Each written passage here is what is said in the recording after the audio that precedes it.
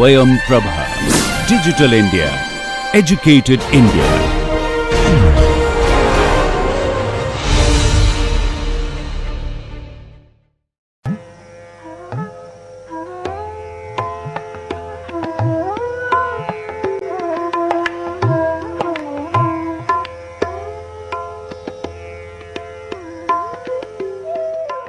We have been discussing solution of equilibrium equations in dynamics using time stepping methods.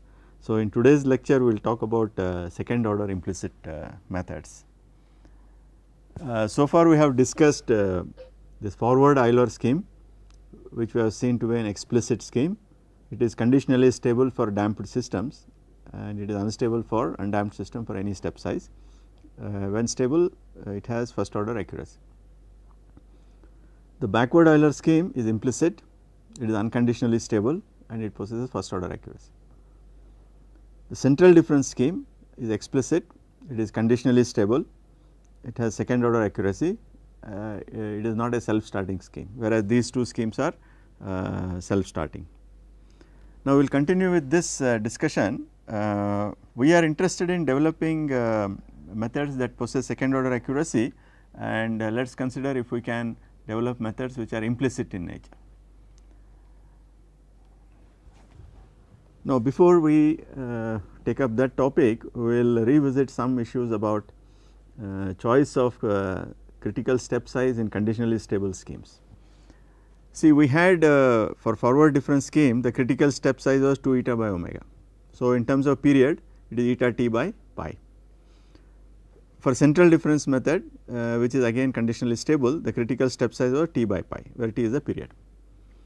Now, if we apply any of these schemes to multi degree freedom systems, it means that delta t must be selected such that these conditions are satisfied for all the participating modes. That means all the modes in the system. In an n degree freedom system there will be n modes and this condition should be satisfied by all the n modes. If you are doing direct integration, the question arises, how do you estimate the maximum frequency? So, delta t critical is actually for forward difference scheme the minimum of this taken over all the possible modes. So, if damping is constant for all modes, it is 2 eta by omega n, if eta n is the same for all modes. For central difference scheme, it is 2 by omega n, which is 2 by omega capital N if we use central difference scheme. For mode superposition method, each mode can be integrated at least in principle with different step sizes, with higher modes requiring finer step size. But when we construct back the solution in the original coordinate space, you need to take care of adding the modal contributions at appropriate times. Now, so if given a finite element model for a multi degree finite element model, how does one estimate what is the highest natural frequency? Typically in professional softwares you will not be able to compute the highest natural frequency if you do an eigenvalue analysis. Suppose omega n is the highest natural frequency of an assembled FE mesh with NE elements.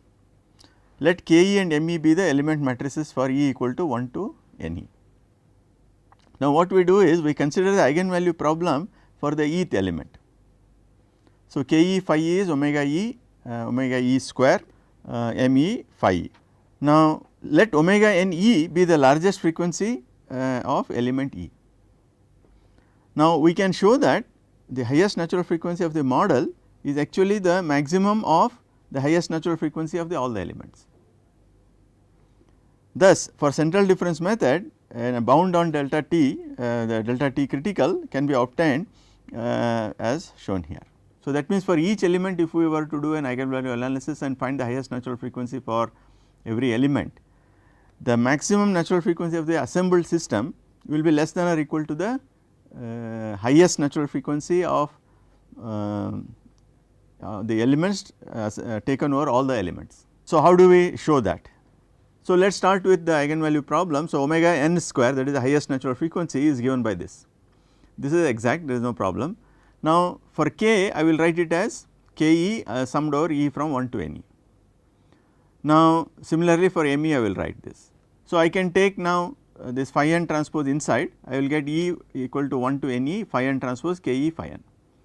Now let us call this phi n transpose K E phi n as UE, and similarly phi n transpose ME phi n as IE.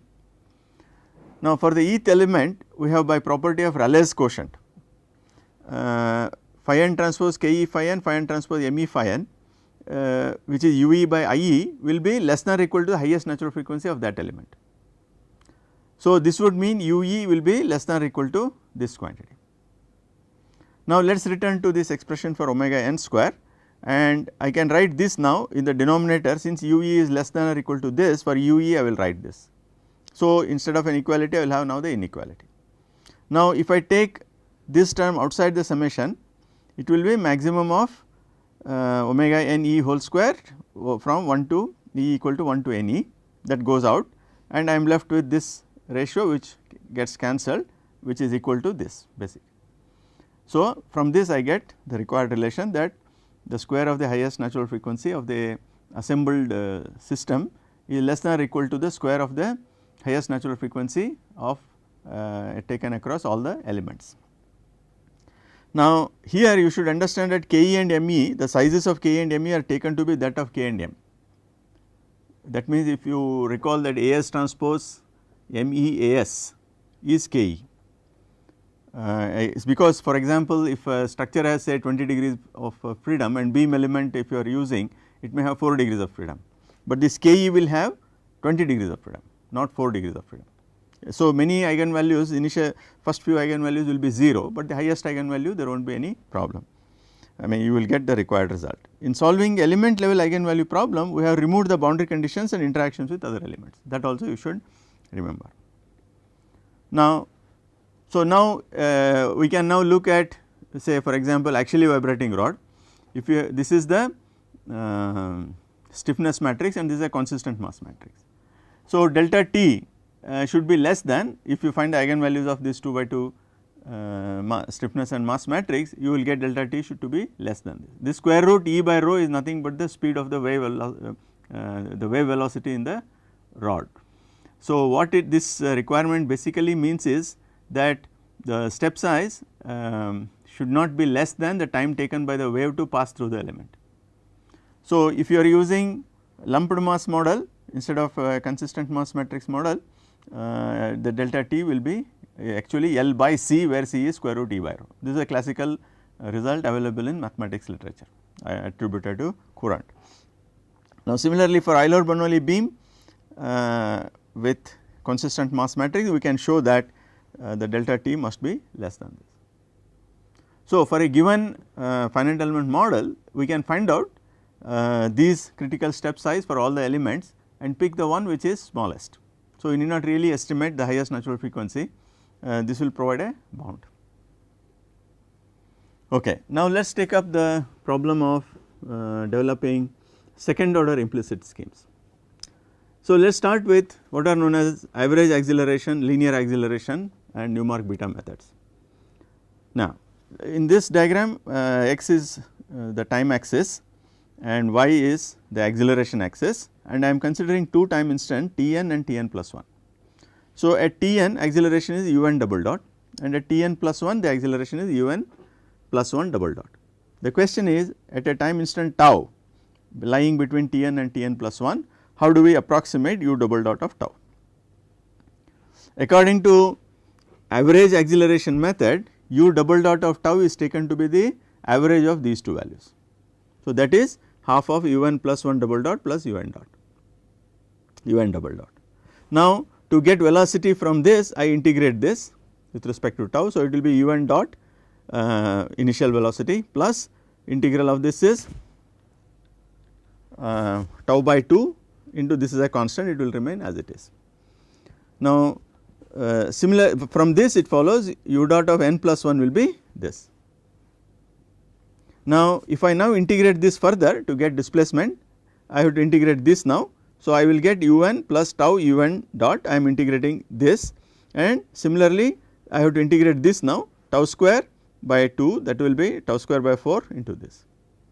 Now for tau if you put you reach this point, you will get this as u1 plus delta t u1 dot plus delta t square by 4 and u double dot n plus 1 plus u double dot n.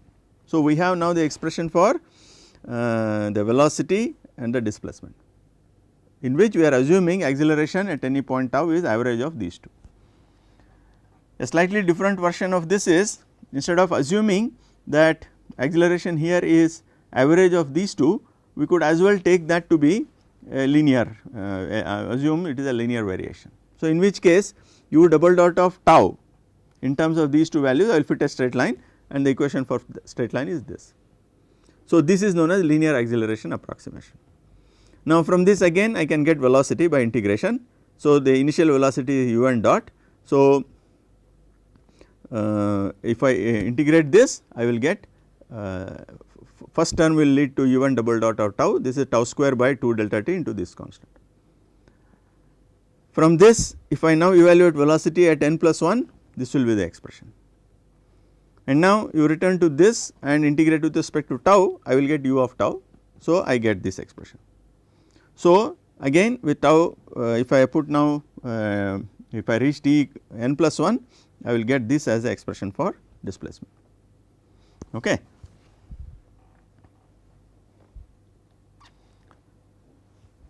Now, what Newmark beta method, Newmark method is also known as Newmark beta method, because a parameter beta appears in its description. I will simply call it as Newmark method.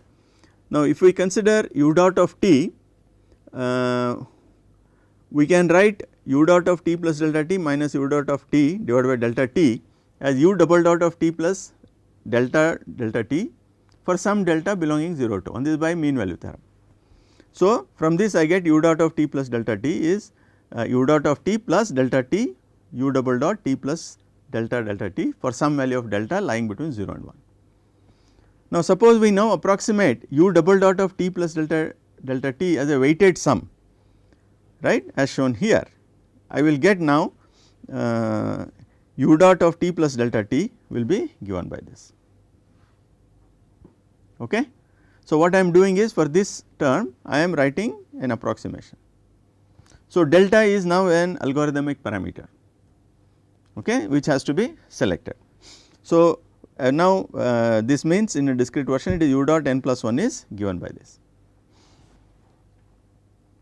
Now, if we now consider, we have to now make a model for displacement. Now, if we consider Taylor's expansion for displacement, I get u of t plus delta t is u of t plus delta t u dot of t plus delta t square by 2 into u double dot t plus 2 alpha delta t for some alpha lying between 0 to 0.5, again by mean value theorem. Now, this second term now I approximate as a weighted sum with weights 2 alpha and 1 minus 2 alpha as shown here, and now if I substitute back into this, I will get a model for displacement. So, here alpha is another algorithmic parameter which is taken to be independent of delta. So, in the Newmark's method, what we have done is we can take a look at the three methods, average acceleration method, linear acceleration method and Newmark method. So, in Newmark method what we have done is we have introduced two algorithmic parameters delta and alpha, in addition to delta t, which is a parameter that we already have. Now, by adjusting this value of alpha and delta, for example, for alpha equal to 1 by 4 and delta equal to half, Newmark's method becomes average acceleration method. Similarly, yes, correct. Then if alpha equal to 1 by 6 and delta equal to half, Newmark's method becomes linear acceleration method. So, you can see these expressions and you can see that Newmark's method is an implicit method, because u dot n plus 1 will have u double dot of n plus 1, and if I write this in terms of the velocity, it will involve u dot n plus 1 terms. Okay. So, this is implicit and it is a self starting scheme, it is a single step scheme. Now, we can study Newmark's method and deduce properties of the other two methods, we need not have to consider these two methods separately. So, how do we proceed to implement Newmark's method? These two expressions we have already got for u dot n plus 1 and u n plus 1. Now, I write the equation of motion at t equal to n plus 1, I get. So, I get this. So, I am considering basically linear systems in this discussion. So, now I will solve for u double dot n plus 1 from equation 2 and I get this, and what I get in equation 4 if I substitute it in equation 1 I get this expression. So, these are some simple manipulations, you need to sit with pen and paper and work this through. Now, if you look at equations 4 and 5, they contain un plus 1 which is unknown. Now, if I substitute 4 into 5, 4 and 5 into 3, 3 is what? 3 is this equilibrium equation at t equal to t n plus 1. So, I have now u dot n plus 1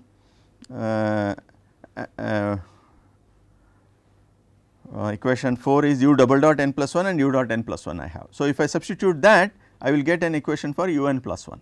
So, after rearranging the terms we get the equation for u n plus 1 as this. So, this coefficient matrix consists of MCK matrices and the algorithmic parameters of the numeric method, and on the right hand side we have A naught, A2, A3 and their say A1, A4, A5, their meaning is displayed here.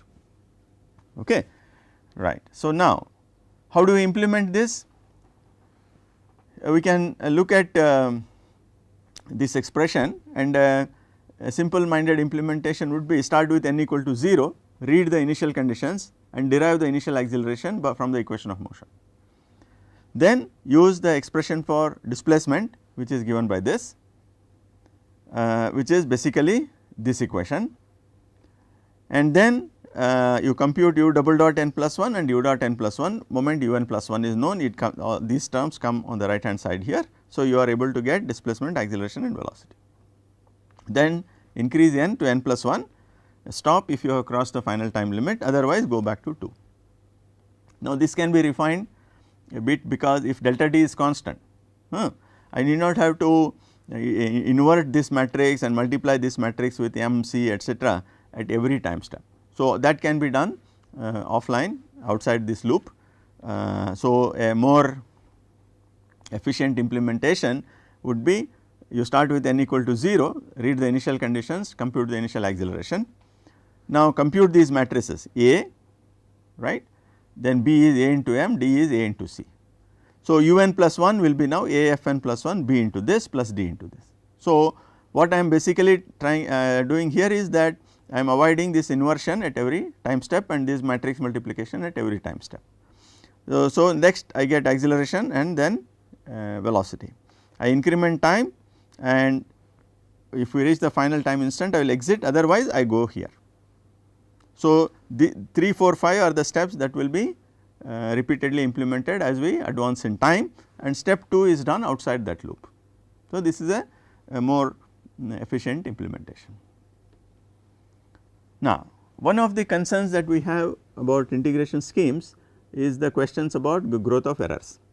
So, for studying that, as we have been doing, we consider a test system which is basically an damped single degree freedom system. So, let us consider x double dot 2 eta omega x dot plus omega square x equal to 0. Now, let us implement the numeric method on this system. So, acceleration is given by this, velocity is given by this, and we can manipulate this. This is the equation for displacement. We can do a bit of manipulation and we can recast this equation in a matrix form.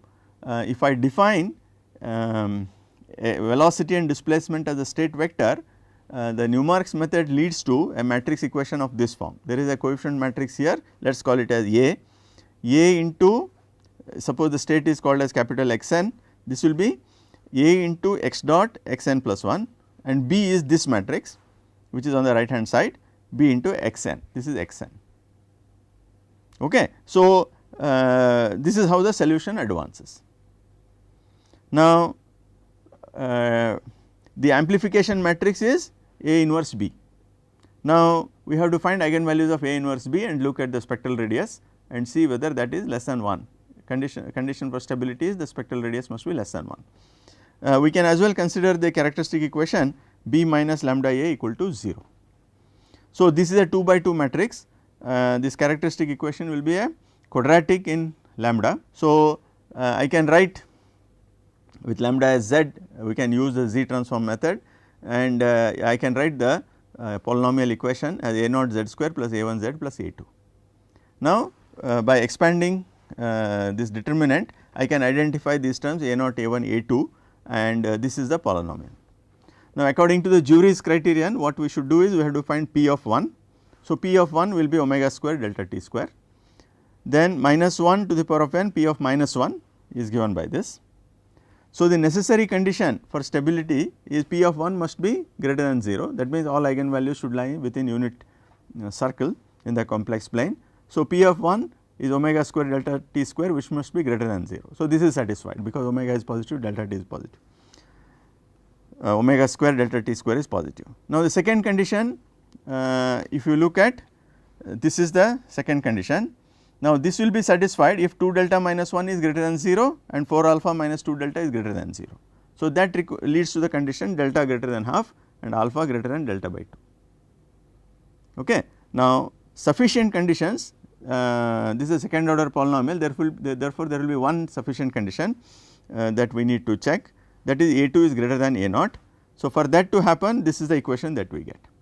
Now, this again we can see that if delta is greater than half, this will be satisfied because all these quantities are positive.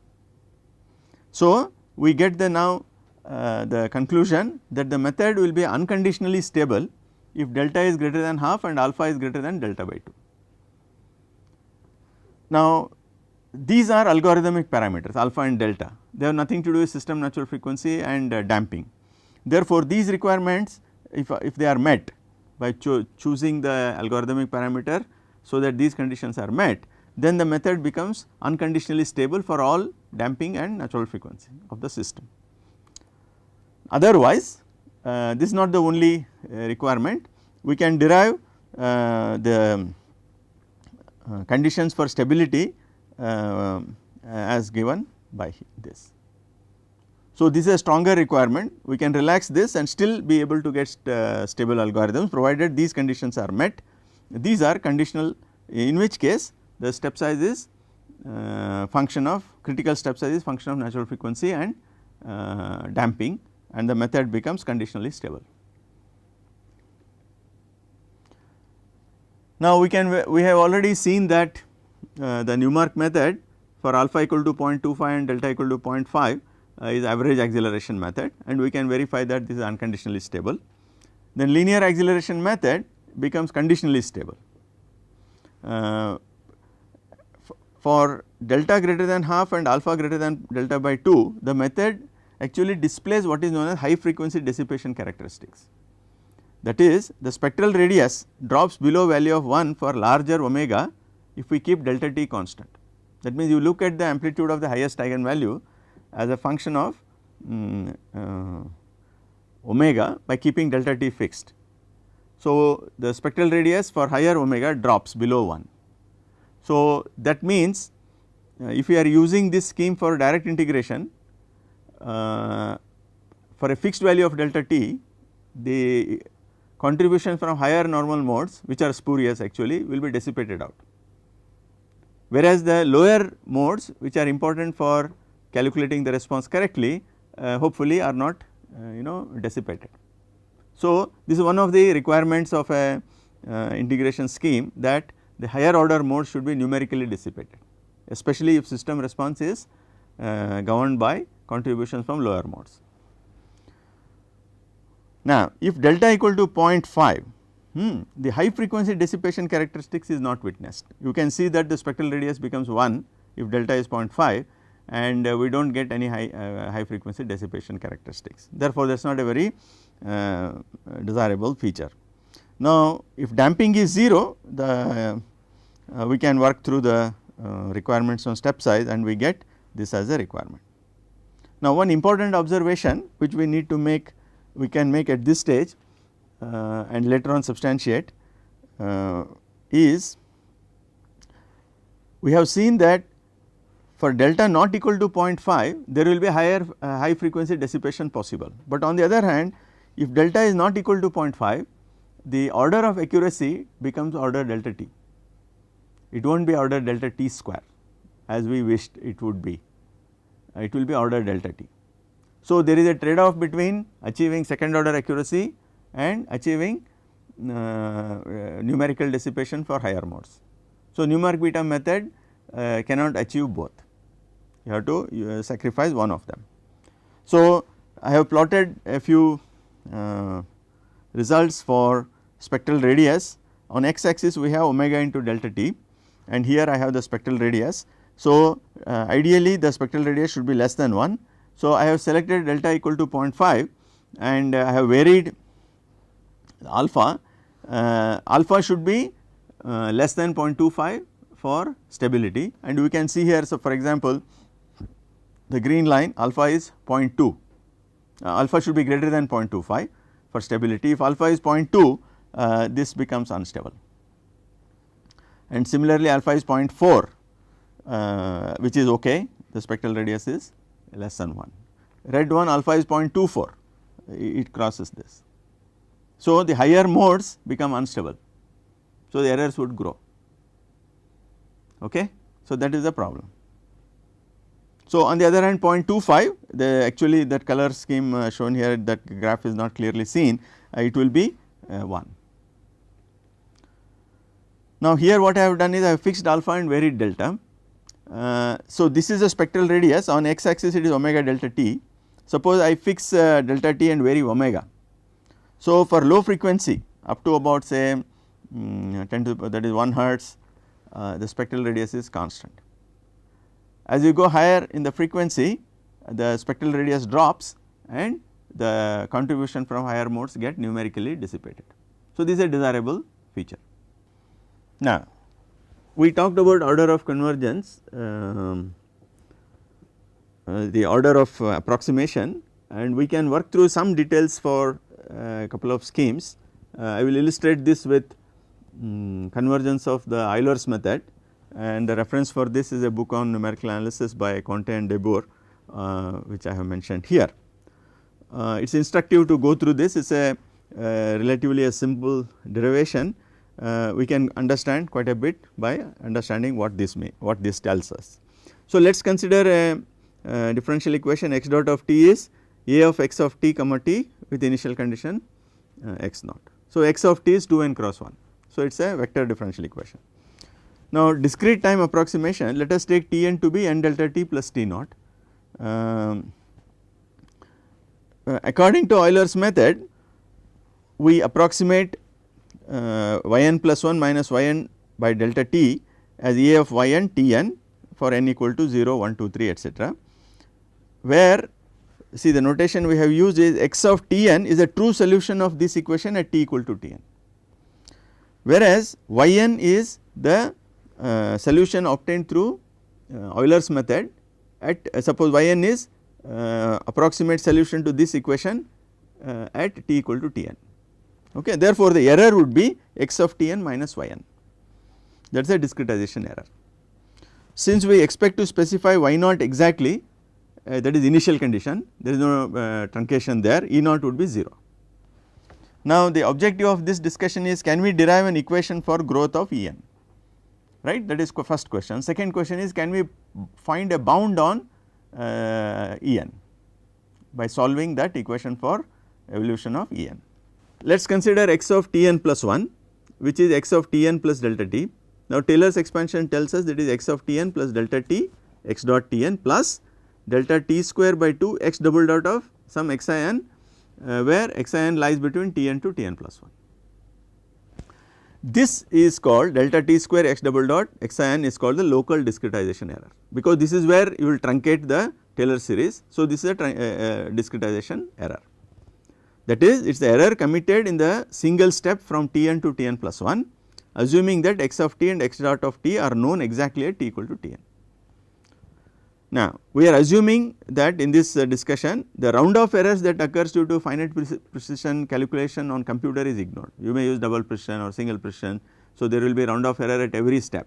I am not talking about that, I am only talking about the errors that result from truncating the Taylor's expansion at a given term.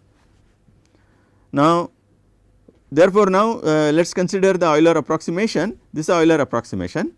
Now, from 1 and 2, if I now subtract, if I now write an equation for yn plus 1, and subtract from this, I will get x of t n plus 1 minus y n plus 1 would be x of t n minus y n plus this will be delta t a and there will be this term. So, I will get delta t into x dot t n minus a of this plus this term. Okay, fine. Now, this first term is nothing but E n plus 1, the left hand side, this is E n. This what inside what multiplies delta t is x dot, which is nothing but a of x of t n comma t n minus a of y n comma t n plus this term. So, this is the equation we have got. Now, let us consider this a of x of t n comma t n, and this I can write it as y n plus x of t n minus y n. Okay. So, then I will do a Taylor's expansion on this, I will get a of y n t n plus x of t n minus y n into a prime of this for some x n bar between x of t n and y n. Again I am using mean value theorem here. Okay. So, I can thus write the difference a of x of t n comma t n minus a y n t n can be written in this form. So, consequently the equation for evolution of error is given by E n plus 1 is E n plus delta t a prime into this into E n plus this with E naught equal to 0. Now, if we assume that our A is such that I can place an upper bound on modulus of A prime as L and the second derivative as capital Y, I can write that this error would now be less than or equal to, I am writing absolute values into this, where this L and capital Y are bounds on this A prime and x double dot term present here. The idea here is not so much to evaluate L and Y, but to understand how the errors behave. Okay. So, now the equation for the growth of error is an inequality that I get like this. Now, let us consider the difference equation where this inequality is replaced by equality. I get x I n plus 1 is x I n 1 plus delta t L plus delta t square by 2 y with x I naught equal to 0. Let us consider this difference equation. Now, at n equal to 0 x I naught equal to 0, therefore, E naught equal to, and E naught is already 0. Therefore, at least at n equal to 0 this x I n is greater than or equal to modulus E n. In fact, equality holds good here. Now, let us assume that this is true for some n greater than 0, I am using induction here. So, then you can see that if this is true I can write for E n I will write this and consequently I get this. So, it follows that this error is bound by this x I n plus 1. Now, this is a difference equation which can be solved. Okay. So, thus to obtain a bound on the error we need to solve the difference equation which is equation 5. How do I solve that? You consider the difference equation, first you consider, you remove this constant term, if you consider only x I n plus 1 is x I n into some constant, we can assume solution to be in the form of c beta to the power of n, and from this I get c beta n plus 1 is c beta n 1 plus delta t L, therefore beta is this. Now, what I will do is for this equation I will assume solution in this form, x I n is c into 1 plus delta t L to the power of n plus b for some b. Now, if I substitute this back into this and find a b which satisfies that equation, then I am done. Indeed, it is possible. So, I will write for x I n plus 1 this term with n plus 1 here, and on the left hand side x I n I will write this, I get this equation. Now, after simplification I will get that this equation will be satisfied if b is given by this. So, consequently I get x I n is c into 1 plus delta t L to the power of n minus this. Now, c is a constant which is yet to be determined, and since we know psi naught x I naught at x I naught is 0, by substituting this here I get c also. So, the final solution would be given by this. Okay. Now, you recall e raised to x can be written as 1 plus x square by 2 into some exponential of zeta, where zeta lies between zeta is a again mean value theorem is applied here, 0 to infinity or range of x. Therefore, from this I can conclude that exponential of x is greater than 1 plus x for all x. So, therefore, for this 1 plus delta t L I can write it as 1 plus delta TL is less than exponential delta TL, and therefore, nth power of that will be less than exponential n delta TL. So, using these facts I will be able to get a bound on xin which is given by this. Consequently, I get a bound on the way the error grows. Okay. So, this is one instance where this type of analysis is possible. We are getting this is the error, and we see that this is the global error is of order delta t here. That is, the error tends to 0 as delta t tends to 0, like C delta t for some constant C if t equal to Tn is held fixed. In the expansion, however, if you look at the local error is order delta t square before integrating, before finding En. So, this is a typical situation where the local error is, if it is order delta t square, global error will be of the order delta t. Now, this function, this inequality provides an upper bound. It may not be a realistic upper bound. The objective is never to bound this error and use it as a prior estimate of error or things like that. The objective here is to understand how the error grows and what is the nature of the error. So, the main conclusion from this is contained here, that the global error is of order delta t. Now, how do we study make a similar study for Newmark's method? Now, let us consider the exact solution to a Gowning equation, say mu double dot plus u dot plus k equal to f of t. They let the exact solution be u of t, u dot of t and u double dot of t, displacement, velocity, acceleration. Let the Newmark's approximation to these quantities be respectively u1, u1 dot, u1 double dot. Now, according to the Newmark's approximation, u dot n plus 1 is given by this. Now, let us consider u dot, u double dot of t plus delta t. That is what I need here. Let us see what we get. This is u double dot of t plus delta t into u triple dot of some zeta for zeta lying between t and t plus delta t, again use of mean value theorem. So, now you substitute that result into this, I will get u dot n plus 1 is u1 dot plus delta t 1 minus delta u1 double dot plus delta into, for this term I will write this, that will be delta u1 double dot plus delta delta t u triple dot zeta. Similarly, we have for u dot t plus delta t, u dot of t plus delta t u double dot of t, delta t square by 2 for u triple dot zeta for zeta lying in. Now, if I subtract these two, I will get now the error term. This is En dot, En plus 1 dot, that is u dot of t plus delta t minus u dot n plus 1. This is the exact solution, this is the Newmark beta solution, Newmark solution. This is again error, and this is the terms that helps us to understand the error. So, the equation I get is E dot n plus 1 is E dot n plus delta t E double dot n plus this term. Now, similarly, I can do the analysis for un plus 1, you can go through this, and we get for u, that is displacement u of t plus delta t minus un plus 1 is given by this. So, in terms of error notation E, I get from the first equation E dot n plus 1 is this, and from the equation for displacement I get this. Now, if you see now, if delta is half, the velocity, the error term will be of delta t cube, because this is half, the remaining term will be of the order delta t cube.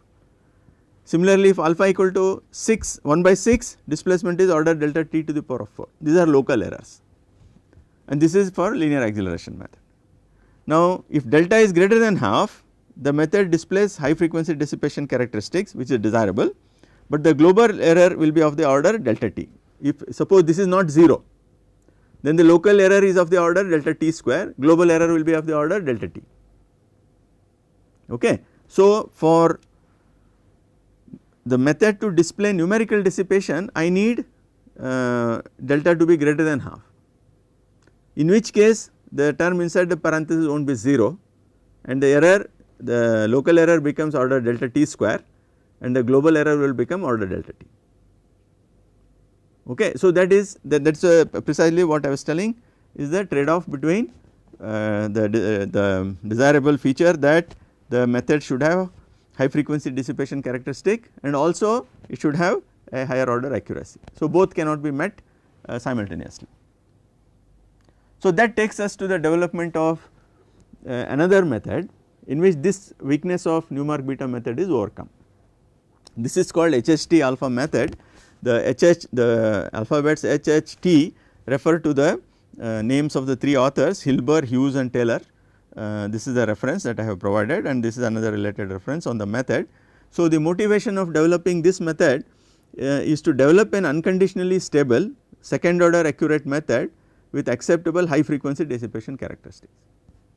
Okay. So, what did we see in Newmark beta method? It was unconditionally stable all right, but there was a question of either achieving second order accuracy or achieving high frequency dissipation, not both.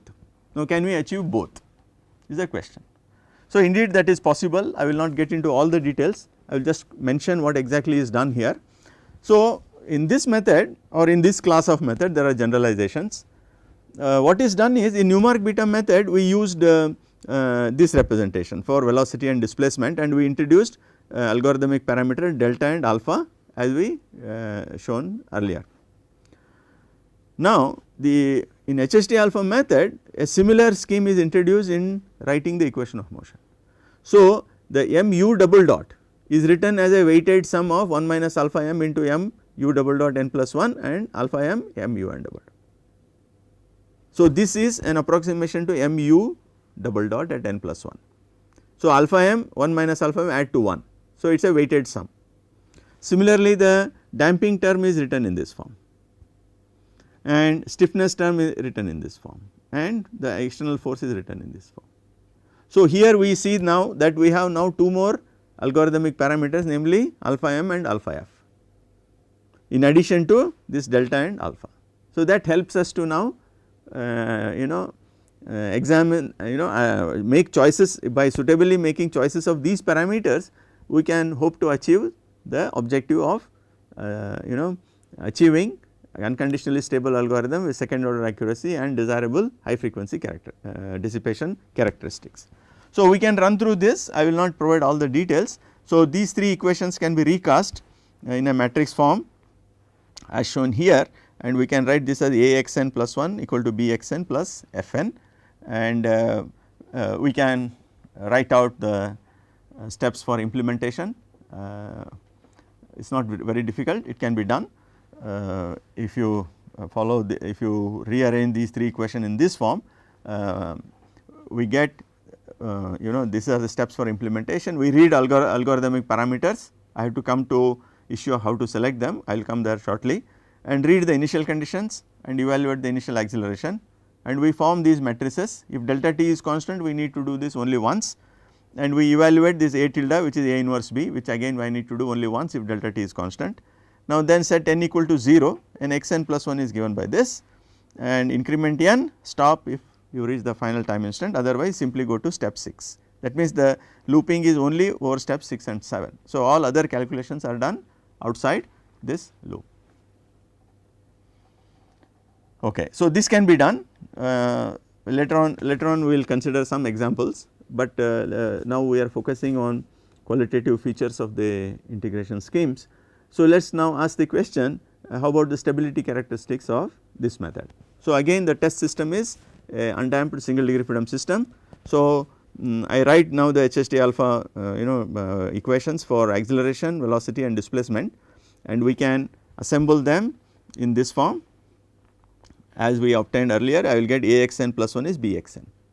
So, the characteristic equation will be some Az minus B determinant equal to 0. I use eigenvalue as z instead of lambda which I was doing earlier, it does not matter. So, the question is do the roots lie within the unit circle of the complex plane, that is a requirement for stability analysis. Now, since this is a 3 by 3 equation, we will have a cubic polynomial and that is given by this a naught z cube plus a1 z square plus a2 z plus a3. Now, again we use the Juris criterion. So, I have a naught a1 a2 a3 we from the expansion of the determinant we can get these terms.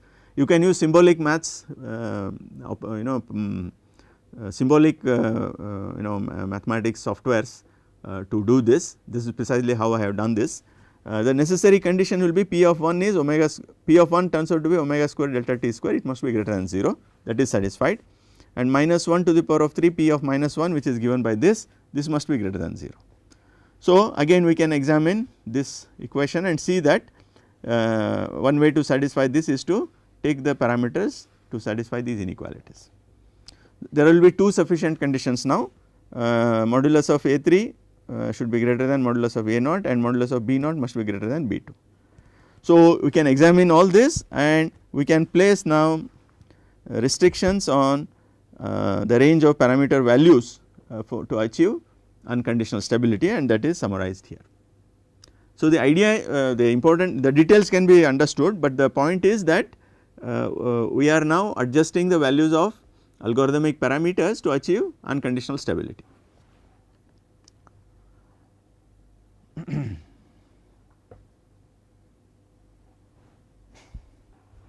Now, I will illustrate some of these algorithms with a simple single degree freedom system. So, I start with a system with period 1 second, that is omega is 2 pi, and I am using Newmark's method in an acceptable region with 10 points in a cycle. I get this solution. Blue line is the exact solution and red is a Newmark solution. This is for undamped system and this is for damped system. So, 10 points in a cycle does not seem to give good results, but if you take 100 steps both give reasonably good solutions. We will come to guidelines on selecting step size etc. sometime later, but we will just observe now outcomes of these simple numerical experiments. This is now HST alpha method. Again this is a parameter that I have taken which guarantees unconditional stability. 10 points in a cycle, this is the result for undamped system and this is for damped system. Now, with 100 points in a second, both the methods, I mean the HST alpha method gives the result from HST alpha method agrees with the exact solution as shown here. Now, this line of development of integration schemes to achieve desirable features in the schemes has been pursued by several authors, and I just want to give an example of one such study. So, in the HST alpha method, if you go back,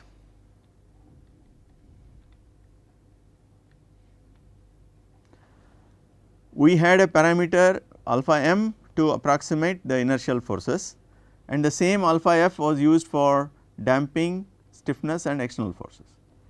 So, one can relax that, introduce more algorithmic parameters.